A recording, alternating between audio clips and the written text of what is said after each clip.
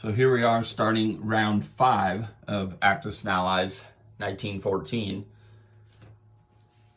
At the end of round 4, of course, the Americans landed in Spanish Morocco and took it. Their plan is to go after Spain in this next round, and now they have a deterrent here against the German subs. So the Austrians are buying infantry and a fighter. Once again, there is no attack here in Italy. It's just a stack of 15 infantry of the Italians, and they need to maybe get this tank up there, get something else up there. They'll build it up, and we'll go from there. But there is one attack, and that is 2 infantry going after Serbia and the 1 Italian infantry. Nothing on the Eastern Front.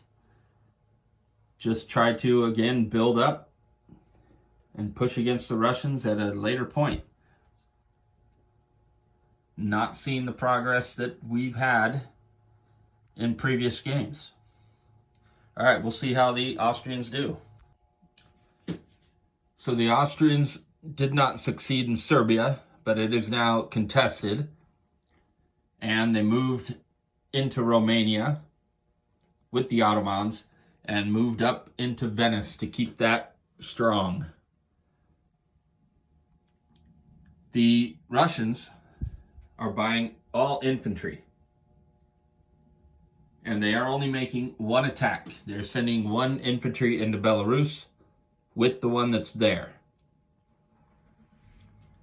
They really considered the Ukraine and Sevastopol into Romania, being that with that fighter there, they thought that they could do some damage, but that would open up Ukraine and allow some units to come in and surround Moscow.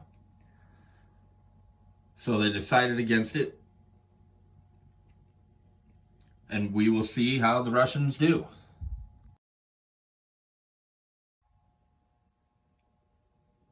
So the Russians were not successful in Belarus, keeping it contested. They repositioned their units. They still got a good 10 infantry there and 6-7 artillery in Moscow. Ukraine, somewhat strong, and they didn't want to give up on Sevastopol. Now, I wasn't really seeing this as the Russian player, but now that it is the Germans' turn, they're purchasing 2 tanks, another sub, stack of infantry, and an artillery, and nothing on the Western Front.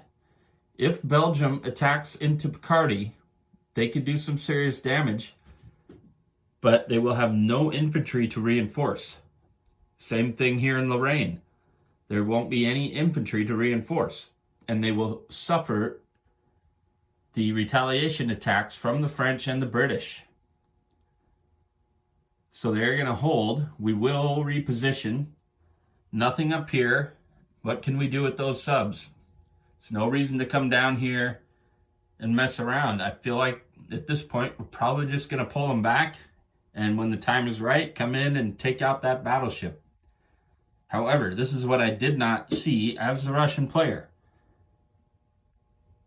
The Germans are moving into Belarus with everything that was in Poland except for 1 infantry. That would be moving into Livonia. Everything that's in Livonia is moving into Moscow. And the fighter that was in Poland is also joining them. They don't expect to take this territory, but obviously it will be contested. You'll have these Germans behind them ready to come in next round. But the Austrians will do a double attack into Ukraine before the Russians can even do anything. So I feel like, as has been my experience in the past, the Central Powers or the Axis powers, I seem to always do better with. So we'll see how this turns out when the Russian turn is over, or the German turn rather. And down here, they're going to go 2-1 into French Equilateral Africa. We want to combine these Germans with those, and we have an opportunity. We could do that now. But at 2-1, we have to win something like that if we think we're going to survive. So they're going to try to take out one and maybe rejoin next turn. So we'll see how the Germans fare.